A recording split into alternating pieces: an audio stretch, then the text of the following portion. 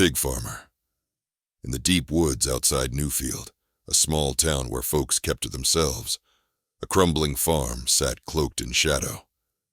It was the home of Mr. Dillon, a young, stocky man with broad shoulders and a permanent scowl.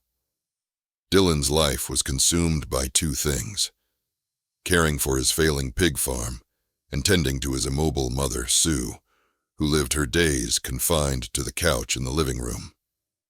Sue hadn't left the house in years. Her body, heavy and weak, could only manage the short shuffle to the bathroom and back. From her spot on the couch, she ruled over Dillon's life with sharp commands. "Dillon, fetch my pills!" Or, "Dillon, this soup is too cold," echoed through the farmhouse, a constant reminder of his burdens. He loved her, but the weight of her needs and the farm's decay pressed down on him like a vice. The pigs were lean, the fields barren, and the bills endless. Every night, Dillon stared at the farm ledger, the numbers never adding up. One night, as he lay awake in his small, drafty bedroom, a terrible idea took hold. It was grotesque, but desperation had long since eroded his moral compass. Every Saturday night, Dillon drove his rusting red Ford truck into Newfield. He'd park near the old railway depot or behind the diner, places where the homeless gathered for warmth around barrel fires. He'd roll down the window, his voice calm and inviting. "You boys need work. I've got a farm out in the woods. Hard labor, but I'll pay you fair, feed you, and give you a roof for the night." The promise of food and shelter was too tempting for men who had nothing. Each week, one of them would climb into the back of Dillon's truck, eager for the chance at a hot meal and a safe place to sleep. Dillon kept quiet during the ride, his hands gripping the wheel tightly as the truck bumped along the winding dirt road toward the farm. When they arrived, Dillon would lead his guest to a small, drafty shack near the pig pens. That evening, he'd serve them a hearty stew, rich with meat and potatoes. The stew was always laced with a potent sedative, and by the time the plates were empty, his guest would slump over, unconscious. Once the farmhouse was quiet and Sue snored on the couch, Dillon set to work.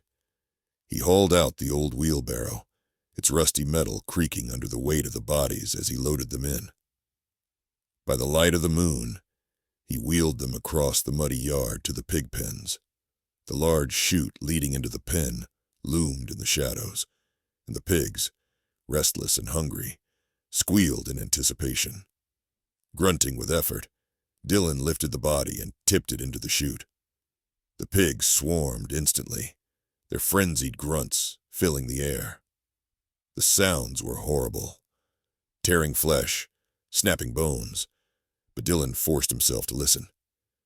This was for the farm, for Sue, for survival. The pigs grew grotesquely fat, and Dillon began selling them at market for a hefty price.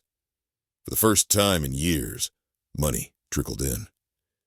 He bought Sue's medications, paid off overdue bills, and even repaired the leaky roof above the living room. "It's working," he told himself, though his stomach churned every time he loaded another body into the wheelbarrow. Each Saturday he returned to Newfield, always looking for another drifter to bring back. One Saturday, Dillon picked up a wiry man named Charlie. Unlike the others, Charlie was sharp-eyed and suspicious. From the moment he climbed into the truck, he studied Dillon, his wary gaze taking in every detail. When they arrived at the farm, Charlie noticed the strange smell, sour and metallic, that seemed to cling to the air. At dinner, when Dillon served the stew, Charlie stirred it with his spoon but didn't eat. "What's in it?" he asked, his voice flat. "Just meat and potatoes," Dillon replied, forcing a smile. Charlie sniffed the stew and pushed it aside. "Not hungry," he said. Dillon's heart raced. He couldn't let Charlie leave. Grabbing a shovel propped against the wall, he swung it at Charlie's head. But the drifter was quick. He dodged the blow and lunged at Dylan, tackling him to the floor. They grappled violently, crashing into the living room. Sue screamed from the couch, her hands flailing. "What's going on? Dylan, stop it!" The fight spilled out into the muddy yard.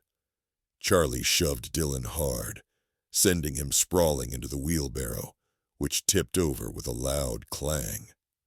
Dylan scrambled to his feet, but Charlie shoved him again, and this time Dylan stumbled backward into the chute. He fell with a sickening thud into the pig pen below. The pigs, now monstrous in size and conditioned by months of gruesome feedings, swarmed him instantly. Their frenzied squeals drowned out Dylan's screams as they tore into him. Charlie, panting and pale, stood frozen for a moment before fleeing into the woods, his footsteps swallowed by the darkness. The next morning, the people of Newfield noticed Dylan's truck parked by the depot, abandoned. Concerned, a few townsfolk made their way to the farm. What they found was horrifying. Sue sat on the couch, alive but dazed, mumbling about noises in the night. The pigs, bloated and grotesquely fat, roamed the pens, their grunts echoing eerily. No one ever saw Dylan again. The farm was abandoned, left to rot, and the woods reclaimed it. The story of Dylan's farm spread through Newfield, becoming a legend of desperation, greed, and the terrible price of feeding hunger, whether human or otherwise. To this day, people swear they can hear the squeals of the pigs echoing through the woods on quiet nights, a reminder of the dark secrets buried in Newfield past.